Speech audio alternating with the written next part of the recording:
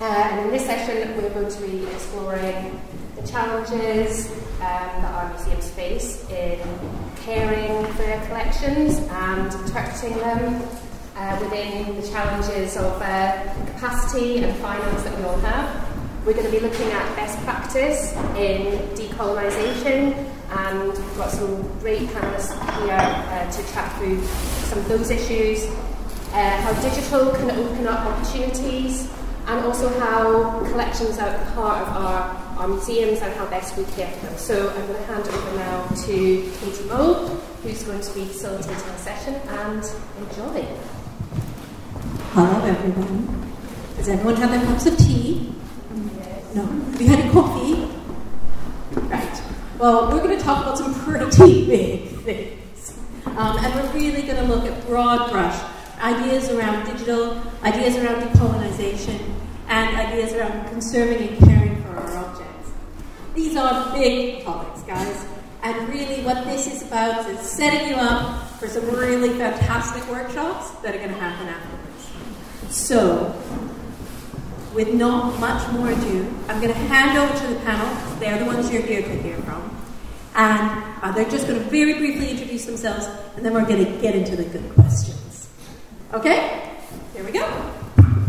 Hello, hello. How close does this need to be? There we go. Hi everyone, my name is Peter Knowles. I'm a content and partnerships manager with Smartify, which essentially means I am a producer, so I work with museums and galleries working on cultural interpretation, audio, video, storytelling, that kind of thing. Hi everyone, my name's Freya. I'm the digital engagement curator at the Highlanders Museum, but I also work freelance, and at the moment I'm working on some exciting projects with MHH and with Smartify as well. Hi everyone, I'm Rachael. I'm a freelance curator and conservator. I've worked with museums across the Highlands, specialising in collections care and conservation. Hello everybody, my name is Abeer and I work for the University of Aberdeen, and recently I was involved in Empire, Slavery and Scotland's Museum, a project and recommendation that I hope that some of you have seen. Thank you.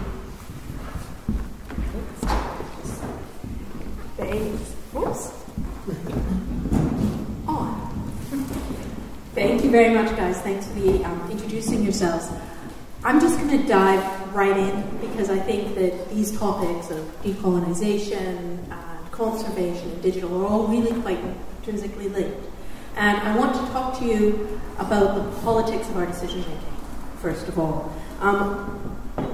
When we do things with objects or for objects or tell the stories of objects, every choice we make is quite political. Can you maybe reflect on, through your own practice, when you choose to do something or choosing not to do something, and how that kind of impacts your work and the choices that you make? So who wants to jump in? Yeah, I think it's a really interesting concept to think about, from my perspective, from the stories that we choose to tell. All of our museum collections have got different perspectives, different angles, and thousands of different objects. And the way that we as museum professionals choose to tell those stories makes a real statement about who we are as museums. There is not just one way to tell things, there is not just one correct narrative. And it's the way that we present that to the public that is so important. And in fact, creating new narratives, adapting to new times, changing things with the help of our communities as well. And that's something that I think I'll probably talk about more, so I won't go too much into that right now. I think having worked primarily with collections throughout my career, what I've found is that quite a lot of the decisions you're making are coming from above. So an object is needed for research, an object is needed for an exhibition, and your workload is relating to the stories that other people want to tell, or the research that other people want to be doing. And I think what's really brilliant for people who are working with objects and curators and conservators is to tell the stories that they're finding in the objects, which is not necessarily always the stories that they're there to be, other people want to be told. So even, the story of cleaning something can be really, really fascinating. You can learn so much from an object by looking at it to give it a condition check, for example. So I think usually we use our objects to tell the stories other people are asking us for, whereas actually the objects themselves can tell really fascinating stories too. we have the power, and we can share the power or not.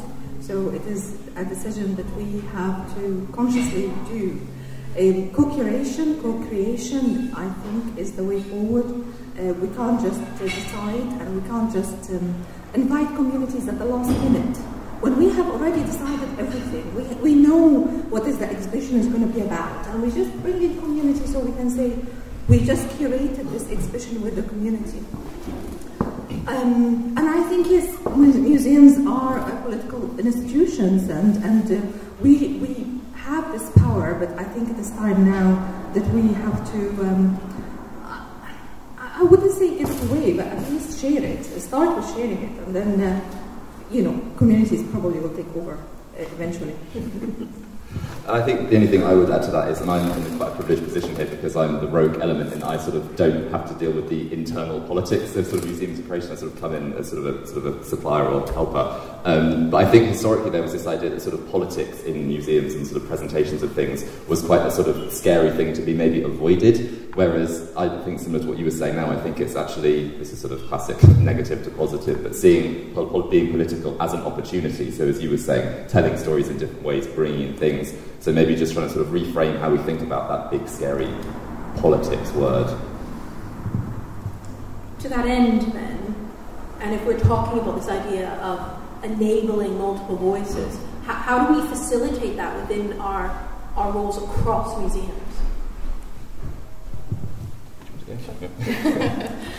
This is something that I'm quite passionate about in what I do, but bringing community voices into your work with the museums is not a particularly easy thing to do. It takes capacity, it takes funding, but a place to start is to share your knowledge throughout your museum team. You know, bring your volunteers into that conversation, bring your whole staff body into that conversation, and from there, hopefully you'll be able to expand that narrative to include the community as well, which is just so important when it comes to making our spaces representative of the communities that they serve. Yeah, I think going on from that as well is we all have objects on display. We all have key objects that we bring out for the exhibitions and we bring out for the online exhibitions, but there are so many more stories in the storerooms that only certain people get to know about. So the person who's got access to the database and the person who's got the keys to the storeroom knows so much more about the collections than, for example, the front of desk team. So sharing it with your staff members and your volunteers first is brilliant, because they will give you information about those things that you don't know. If they're from the local community, they can tell you so much more about a photograph or, the family history of someone than you possibly might do. So getting things out of the stores and getting the information out to more people is definitely really, really important.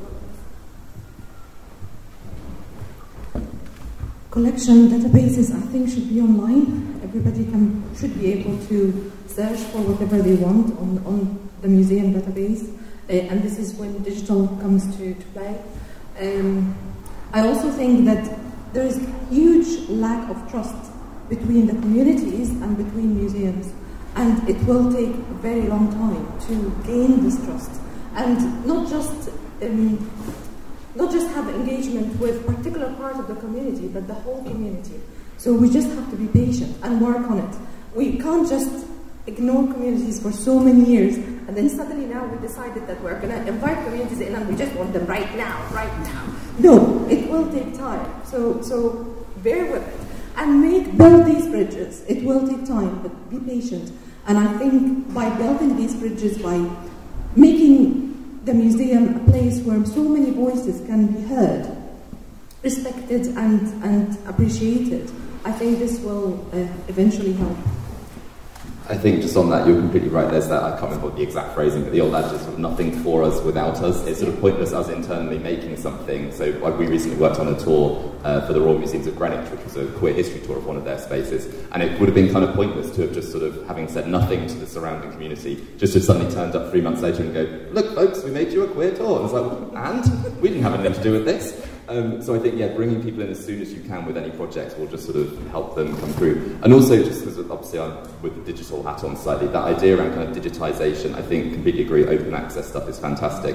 But also thinking about kind of digital as something, as another platform for other voices themselves. So instead of just sort of thinking digitisation is just getting our objects and our collections into a different sphere, but maybe enhancing that with different voices when if you interview people or something, putting that alongside the collection objects or working them into different kinds of interpretation on a digital platform is a really powerful thing, I think.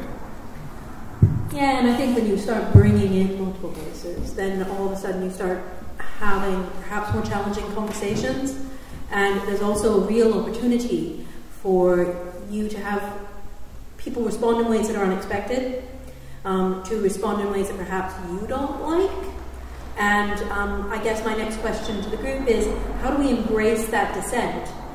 Can we? How does this work within the heritage digital decolonising frame? I think for me is what's really brilliant is to hear different voices. So I think quite a lot of us are in relatively small organisations where we possibly hear the voices of the same people over and over again. And I've recently had some really brilliant experiences with students coming in and talking to me about their research and talking to me about what they found out about the local community and how that in turn relates to a painting we had in the museum. And that is a conversation we've been trying to have within the organisation which hadn't really gone anywhere. So just to have this separate voice come in from outside and remind me that these are really important conversations that everyone else is having has been so useful.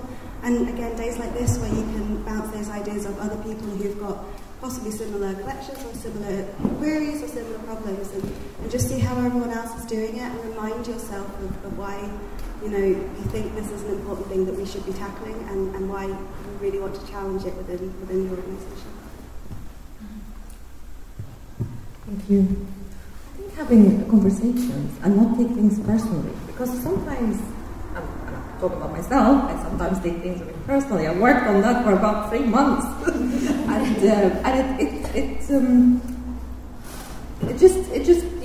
take things in a more sort of calm way, I think, and also not get things in a personal way. And think about different opinions and different voices. I think on that with that sort of idea of embracing dissent, it's a really hard thing to do and get one's head around. I think the easiest / hardest way to do it is just to sort of embrace it fully. So almost sort of go into a project or an exhibition or whatever it is and say, right, let's just see what happens, and then we can always, if someone says something awful, we can rein it in and not put it out there. But it puts me in mind of the Royal Academy in London did an exhibition of oceanic art, so it was all artworks and objects from Pacific makers going back kind of 300 years that have basically been looted and pillaged and ended up in UK collections. And the RA were fantastic, and they said, talk to whoever you want. And we said, are you sure? So we found sort of descendants from the tribes that made some of the objects and said, what do you think about this? And they said, we think they should come back. You should not have them.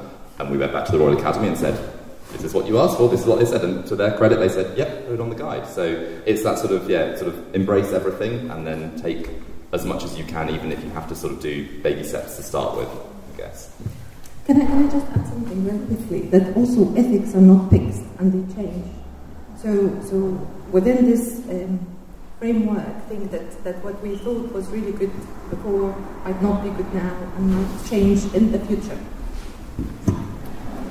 I think speaking from a specifically decolonial point of view, there is always going to be challenges and people who do not like the work that the decolonial process is trying to address.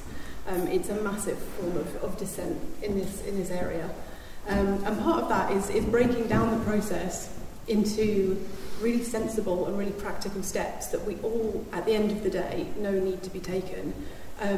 Basic humanity, decency, respecting each other, treating each other equally. These are all the fundamental principles of decolonial work. And if you break it down in that way, you can sort of help to break down the dissent at the same time. Can I add something? Sorry. I get inspired listening to art. So I also found out that if you don't use the word decolonization, but use the word anti-racism, it works very well. So it is not decolonization, it is actually telling the whole truth, telling the full history. We're adding, we're not taking away, and we are being anti-racist as an organization. And nobody can say no to that.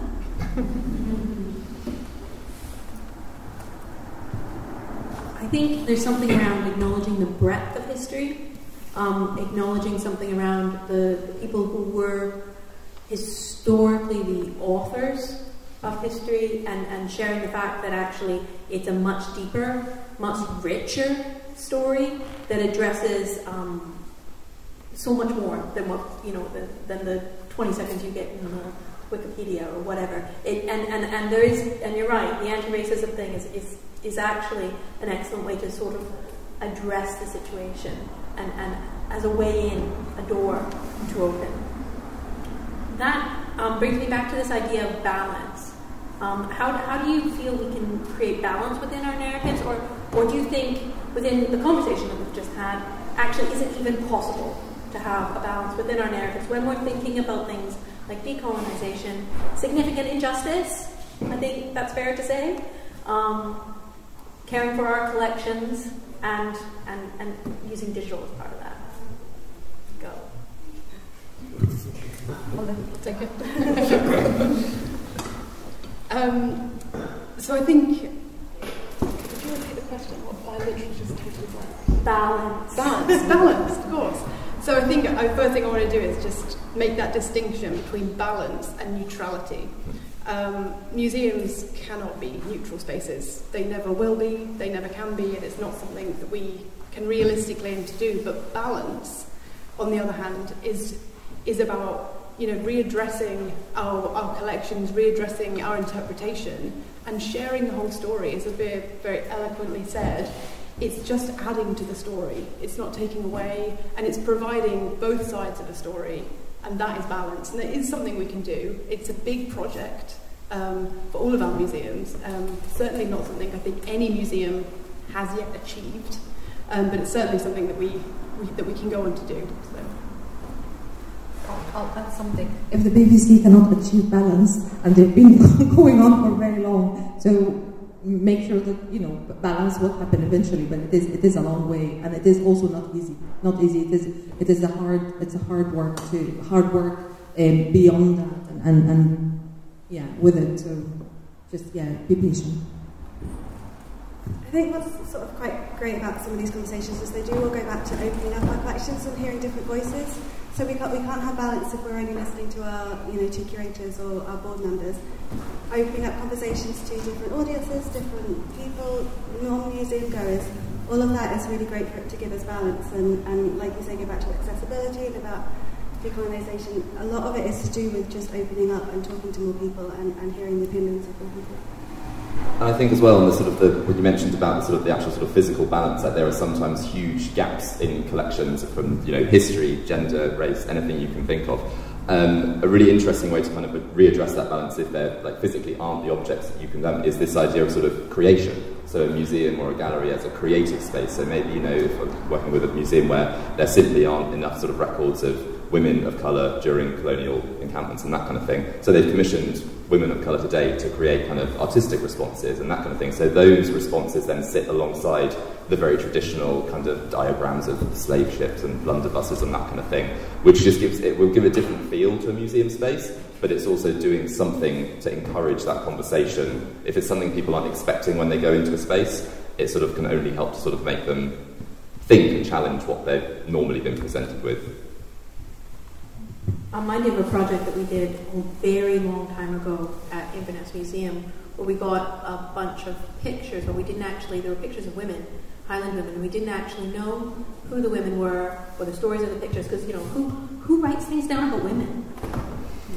And we commissioned women authors to write their stories, and they had 50 words, and they had to write their stories, and it was total fiction, but the point is that there were voices in the gallery where there weren't voices before, and there was representation where there wasn't representation before.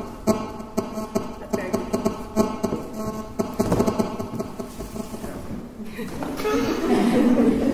I had nothing to do with it. I'm mindful of our time, but I do want to touch on accessibility because I think it's fundamentally important to our stories. Often museums can feel like exclusive spaces, and how do we ensure accessibility through our collections work, through our decolonization work, through our digital work? First. From the digital perspective as well, I mean, as you're all aware, there's sort of the leaps and bounds of technology has come on, and the thing that Katey has just very eloquently kicked across the floor is a great example. The fact that sort of on a very sort of practical level, opening up collections, people with different accessibility needs, be it sort of visual impairments, hearing impairments, or just different ways of learning, so if you're sort of neurodivergent, that kind of thing, there are very, very different simple ways. Everyone's phone can do text-to-speech recognition, that kind of thing now. So just thinking about if you're already making certain content, be it wall labels or catalogue entries or that kind of thing, just maybe finding somewhere, even if it's just a WordPress or something online, that then people who otherwise maybe wouldn't appreciate the gallery space or would find that a difficult environment to sort of navigate their way around, can then suddenly have their own little portal into that world, almost. Yeah, I mean, I think that the way that we can put collections online now is absolutely brilliant. I mean, we've all got diaspora out there that maybe can't come to the Highlands or don't want to come into a museum, and the idea that we can get our collections online is absolutely amazing. But something I really want to do from a kind of local community point of view is just go out and talk to people. I think we expect people to come to our museums, and we expect people to come and engage with us, and I don't think there's enough of going out and talking to people and asking them what they want to tell us about their life, what they want to tell us about their ancestors, what they want our museums to be showing about their community. So I think we've said this, but changing that a little bit, that we're not talking to them, we are listening to other people and changing the way we do things because of them. I think that's something that we're not quite doing enough at the moment, and I'd like to see that done more. Thank you, Rachel. I'll tell you a story. Okay, so recently we were going to display a copy of the Rosetta Stone within the library, which is our exhibition space, and I suggested that we add a label in Arabic, and this was together with the English label. And this was the first time ever the Egyptian community in Aberdeen have seen a label in Arabic, and I can't tell you, I have seen tears. So suddenly we appeared to our students within the University of Aberdeen and appeared to our Egyptian community and Arabic-speaking communities within the city that we care. And we put a label next to the Rosetta Stone, bearing in mind the history of the Rosetta Stone and that it should go back. To Egypt, that there was a lot of emotional, I think, reaction to seeing a label in Arabic, and literally it was 2 words. It wasn't a huge label, but just to see away from home, to see a label mentioning the Rosetta Stone in Arabic and call it Rashid Stone, where it is the Egyptian name. This made huge difference, and this was a small label on a replica, not even the real object. I'm not talking about accessibility as much, but I hope this can add something. Regarding accessibility, I've seen a lot of the exhibitions that will have a huge number of text, huge amount of text. And I cannot read all this text at one go. I have to go and make it as chunks and go on every time and read a bit of text. However, I think there is a new system of actually putting the information up to the public, particularly for people with neurodiversity. And it is very appealing if you want to have a look at curating discomfort on the Hunterian, so that you will see it online. The text is absolutely wonderful, illustrated. Really encourage you to follow. So if you have a minute, go online and have a look at creating discomfort in the Hunterian in Glasgow. Also available online. I think sort of just to summarise some of those really excellent points. There are so many different ways of thinking about accessibility. Physically, people need to be able to access your collections, whether that means moving digitally so that can be shared. Intellectually, sharing with languages, making sure that people can actually understand what it is that you write about your collections. But also there's that element of access, which Rachel touched on really nicely, which is people need to feel included to access your collections. They need to see themselves represented so that they feel emotionally able to access what it is that our museums share. Thanks, that was really, really useful. We just have a couple of moments now before we're going to move on to questions. But I'm aware that we've had some big picture thoughts, big ideas here around the table. And my challenge to you was to bring one practical thing, one thing that the people in this room can do when we're thinking about digital, when we're thinking about decolonization and anti-racism, when we're thinking about the care of our collections. And here you go. No pressure. I would say, I think a lot of us on this panel are huge advocates of bringing in extra voices, that kind of thing. I think one very, very tangible thing you can do is just find someone that you maybe wouldn't normally think to talk to about your exhibition, collection, whatever it is, the project that's going on at the moment, and just sit down with them for an hour over a cup of coffee, record it on your phone maybe, it doesn't have to go anywhere, but just so you've had that conversation, it might just sort of push your thinking in a slightly different direction that you were maybe expecting. So yeah, my advice is basically a cup of tea. I think quite often with when you say decolonial work and decolonial practice to museum staff, people panic because it sounds like a massive, massive thing, and it is, and it can be. But I was really keen to come up with one thing that I'm going to set you homework from this conference. When you get to your desk on Monday and you open up your CMS, have a look at your collections, just think to yourself and maybe make a note of an object that you have not wanted to address. Maybe it's not on display, maybe it's something that's been in the storeroom, but just make a note of that object, and if you can, set aside an hour, an afternoon, and do a little bit of research, and make sure that you're sharing your skills and sharing your capacity amongst aspects of your collection that are difficult, because they deserve your attention as well. And so it's just a tiny little thing. Just make a note of that object, and that is the start of that process. Once you've started on that, these tiny little steps, they do come together. So some homework. Oh, and if you do it, let me know. We didn't rehearse this, but what I was going to say was, what I'd really love small museums to do is ignore what's on display and what you've already got interpretation panels for, and go into your collections if you can, and find the objects that you never put on display and ask yourself why. For some of them it might just be that it's a shoemaker's last and everyone's got a shoemaker's last. But there must be so many stories out there that we're not telling because we haven't had time to have a look into our collections. So, similar, maybe not, hard questions are very hard sometimes, but no, I would love to see people just utilising their collections more and finding those stories that they haven't already told. Thank you. So I was going to mention the database, now I have to think about something else, but actually I did, because I thought that Freya would go for that. I would say go online and check where is your, we have something in Aberdeen called GREC, Grampian Equalities Council. So go and check that, and within your areas there is Highland Equalities Council. Go and check that and see why we're not in touch with them, and see if it is possible to have collaborations. Is this hard? Easy? Okay. No. Thank you for sharing your expertise and your thoughts. Wonderful conversation, really appreciated it, and I definitely want you all around to my house for a very big cup of tea and loads more chat. But you have to deal with my slightly angry cat. That said, I'd like to open the floor to questions, please.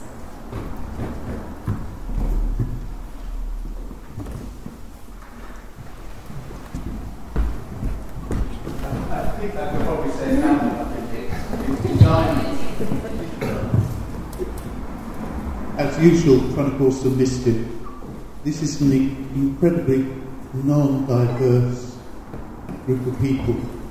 How do you think the sector could deal with that? Can I go first? Yes. Okay. Okay, we don't have to be. We have to be diverse. So diversity in the sector we will have to work on that. Okay, but also we need to learn how to deal with a diverse workforce, because not everybody knows how to deal with a diverse workforce, and we can invite a group of diverse curators, but we don't know how to deal with them, we don't know how to treat them, and it will end up being a mess. So we need to learn that first, and we also need to make sure that we are more inviting to people from different backgrounds to join the sector, which is, again, not easy. Sorry, I haven't said anything today easy other than calling Greg. But yes, it will take time, but eventually it will happen. And it happened in Aberdeen, it will happen in other places as well. We also need to make sure that the place is welcoming, that we are willing to change, we are willing to look at things in different ways, we are willing to add different type of information to our databases that based on the experiences and expertise of these diverse workforce. But we also need to understand and be supportive. I think this is very important. We just have to think of everything from an ethical point of view, and as I said before, ethics change. So just keep in touch with what's happening next, because even I think the Museum Association, they are going to be reviewing their ethics, the code of ethics. So all the code of ethics will be yes. Tamsin is here with the code of ethics in her hand. So this will be reviewed as well. So. This is all that I can say, but certainly, if I can help in any way, shape, or form, let me know. Can I just really quick? I think speaking from a Highland perspective, it is true that it is not the most culturally diverse place in the world, and all we can do as museums, firstly, we can question why don't people come into our museum, who maybe perhaps people don't feel welcome, and that's on us to make sure, as Abeer said, that people feel like they can come in. But secondly, diversity in this situation is also diversity of age, of gender, and of perspective as well. People who bring different views into our museum, into our staff. So it's all different sorts of diversity that hopefully we can embrace in as many ways as we can. Can I add something? Yes, but I was also going to say something. So you go ahead. Okay. You can also join Museum Detox. So Museum Detox is one of the really good places where you can join. Anybody can join, and there is a lot of resources, and you will be able to get advice as well. So Museum Detox. The other thing I would say is that there's something around representation. So when you think about your collections, and you think about the stories of your collections, think about them in terms of Highland context, but also think about them in terms of international context. Because the reality is that Scotland has a very large diaspora, and some of the things that happen in Scotland echoed around the world. And you do have people coming back and forth who were perhaps in India, perhaps in Africa, in North America, and their stories and the stories of the people they encountered are also stories that need to be told in the round. So, yes, I completely agree about, but just think very hard about your collections and think about actually the local context, but also the international context of whatever it is you're looking at. Something else. Volunteers. And then we've got another question. Okay. Volunteers. Also, make sure that we were talking about volunteers this morning. Make sure that your volunteers are on board, because clearly there's a huge number of volunteers. I was really surprised when somebody mentioned 60 volunteers. I was like, I never heard of this number before. So volunteers, make sure that your volunteers on board. I think it is very important. Sorry. We have 5 minutes. So, we've got 10 minutes. My clock is fast on the wrist. Yes, please. And that was really interesting. So yesterday and today I had lots of people come up to me wanting to talk all things Gaelic, which has been brilliant. And I think what Abeer said there about having an object label with the language of the community actually visible in it is such a profound and yet actually very easy way of making a clear statement about the value that you give to that community. And I thought it was a really nice example to hear of Abeer. I'm all for any language that isn't English being more prominent in museums, so it's a great thing. But I think Highland history in particular has got a really, really interesting opportunity for talking about decolonisation within the context of Scotland and internationally in a way that I think other regions in Scotland doesn't have, because we were colonisers, speaking as a Highlander, but we were also, speaking as a Gael, colonised at home too. It's this really complex, difficult history, and I think it's kind of in a unique position to try and address that. And I think looking at our collections is a perfect way of doing that. And again, asking those stories about why they aren't told, and from my perspective, why so often in these collections, which are a lot, I'm not seeing myself represented in the museum experience. So I think it's cultural diversity, not ethnic diversity, of course, I'm quite, but it's a really interesting sort of thing to be thinking about, which has I think, the Highlands have got a unique position in Scotland as far as that's concerned, which is really challenging, but full of opportunities for really deep, meaningful work, I think. And that's totally more of a statement than a question. I'm sorry, I've done that whole thing. It's an interesting place for jumping off, and I'll just say one thing, then I'll hand over to the panel who you really want to hear from. One of the things we've been thinking a lot about is cycles. So I work at Culloden, and we think about cycles, and we've been thinking a lot about cycles of violence, and the impact of that on communities, both in the Highlands and across the world, and what that actually means to have violence perpetrated on you, and then to go on to become a perpetrator. So there's some bigger conversations that I'm not going to unpack here, but and I'll let the other guys. But I think your point is very interesting. I think I'm trying to sort of get this in a roundabout sort of way. We're working on a project at the moment with the tapestry of the Highlands and Islands. I don't know if you're aware of that. That's going to be going into the refurbished Inverness Castle. So stitching communities across the region are putting together these beautiful panels at the moment. And we were doing an oral history project with some of the stitchers, and we were talking to a group yesterday, and there was a really interesting moment where they were talking about, their panel is what you might expect from the region. They were kind of near Cromarty. And then one of them just sort of very quietly said, and we've also discovered while we've been researching the local history of this, that Cromarty kind of benefited far more hugely from the transatlantic slave trade than we had any idea about. And what they're now doing is they've come together as a community, and they're trying to work out how they can just sort of put a reference and an acknowledgement of that into their tapestry panel that will then go into Inverness Castle. So I guess that's just a kind of roundabout way of saying that there are very, very subtle ways that you can kind of address these questions as well. It doesn't always have to be sort of a big multi-thousand-pound kind of project that does something. There are just sort of, and it can come out of conversations, cups of tea, keeping back to cups of tea, and then just sort of thinking how you can weave those into things that maybe already exist, so it doesn't always have to be a huge new thing you're starting. I can say something very quickly. Okay, I'm really sorry to tell you that the Highland is not unique in that, because Egypt was also colonized, and they were colonizers.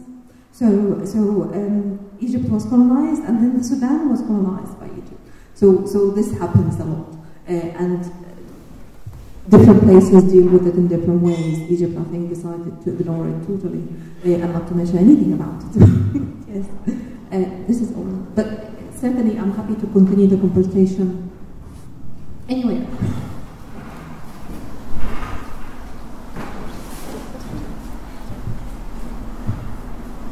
I think that that was. Oh, there's one more question.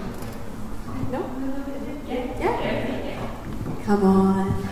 I just sort of wanted to fly the flag a little bit for archaeology, actually, and the way that I would recommend engaging with the literature in the way that archaeology for the best part of 100 years has looked back on itself and the way that it interprets objects. And when we interpret objects, but also if you get the opportunity to work with archaeologists to think about how community excavations and community engagement, and what we do is we effectively create a narrative framework of a dig, and then people discover for themselves objects within that excavation, a real life excavation, and then we talk to them about what they've just found in the ground. So they bring their own interpretation because they found it to it, and we've got the luxury of having those conversations live while they discover the object. So I wonder about thinking about your places in the same way, whereby could you open it up in a way where people could come and discover objects that weren't necessarily interpreted at the time? but you could enter into dialogue about the stuff that you've got with people as they pull it off the shelf.